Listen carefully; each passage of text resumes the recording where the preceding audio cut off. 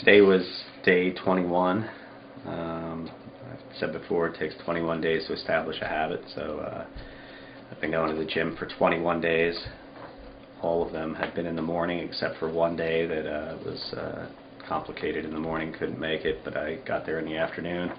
And I can say really that the habit has been established. The one day that I couldn't get in, I felt I don't know, kind of anxious that I wasn't able to make it, and felt much better after I got there in the afternoon, so it's a plus. I've lost 8 pounds during that time, which I was aiming for 10 pounds, but let's see, during one of my more successful 12-week challenges, I only lost 4 pounds during the whole 12 weeks, but it was a combination of things because I lost 13 pounds of fat and I gained 9 pounds of muscle. So over the past 21 days, I'm hoping I lost at least 10 pounds of fat and gained 2 pounds of muscle. So, trying to look at the positive things. I wanted to talk a little bit this morning about some of the supplementation that I take. There's a lot of things out there that people take, everything ranging from fat loss, miracle pills, to vitamins and minerals, which I think everybody should have in their diet, supplements of that nature, multivitamin, multi-mineral supplements. But the important thing is to make sure that your supplements are effective, that the ingredients on the label are what it says in the bottle, and most importantly that the ingredients are bioavailable. So a lot of stuff that you take actually just passes through you. I've talked about that before.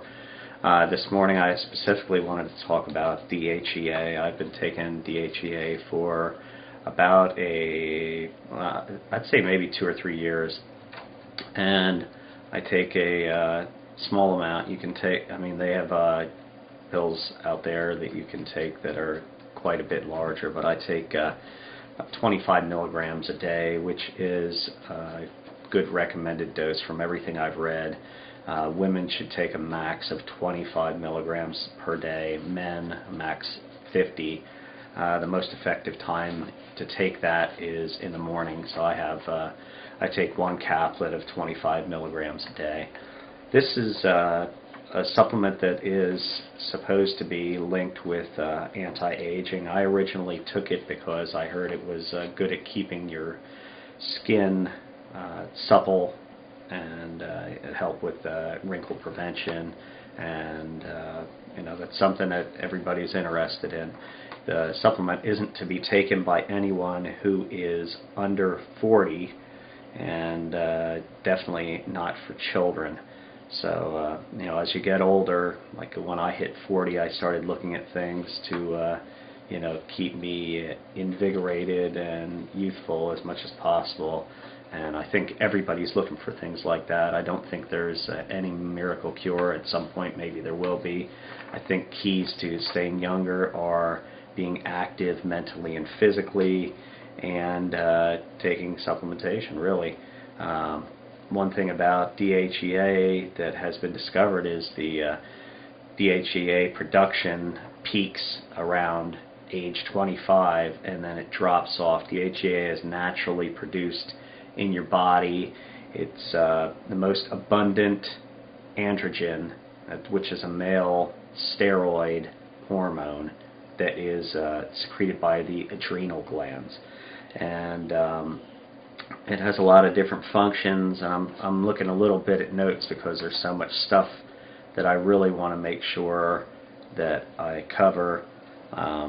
Before you start taking this, you really got to look into it, because there's a few different medications that have interactions, some positive, some negative.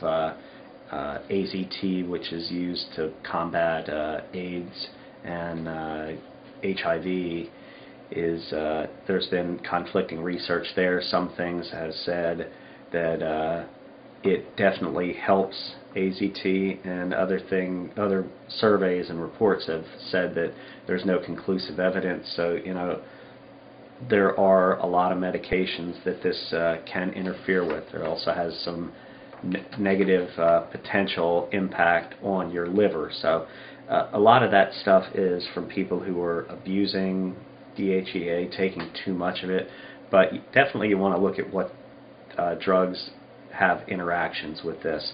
DHEA has been said to help with, and I'm just going to read this list right quick, adrenal insufficiency, impotence, osteoporosis, anorexia nervosa, helps with athletic performance, lupus, HIV, depression, obesity, and menopause. A lot of researchers have looked at DHEA as being a possible anti-aging hormone, because a lot of people with advanced conditions, a lot of deficiencies, have found that taking DHEA has helped with some of their conditions, and some of these include breast cancer, and again I'm reading some of this stuff so I don't forget, cardiovascular disease, impaired memory, mental function, and osteoporosis. People with naturally occurring higher levels of DHEA tend to live longer, healthier lives than those with low levels of DHEA. So, there's a lot of things with this. It's beneficial, I believe, to men and women. They say because it is a naturally occurring steroid, there is some potential for women to exhibit some male symptoms. That's the wrong word, but I lost the word that I wanted to use there. But potential things like growing hair on your chest and that sort of stuff. I mean, it's a rare thing, but it can happen. And again, if you keep within the limits and the maximum recommended 25 milligrams per day, odds are you're not going to see any of that. It's rare that anything like that goes on. But like I said, I've been taking it for a few years now, and I really think that it's helped me. I recommend it, but as I said, take caution. Look into it, do some research on it before you start taking this or any supplement.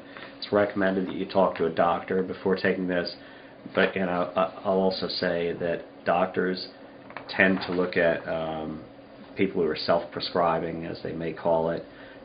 They look askance at natural occurring herbs and that sort of thing. They want to tell you what you should take, and they don't want you taking things that they're not sure of, or things that they consider to be outside the normal practices of U.S. medicines. So there's a few words on DHEA. I hope some of this helped you out. I would recommend looking into it before you start taking it. Do some research, and maybe you'll find it's for you. Thanks.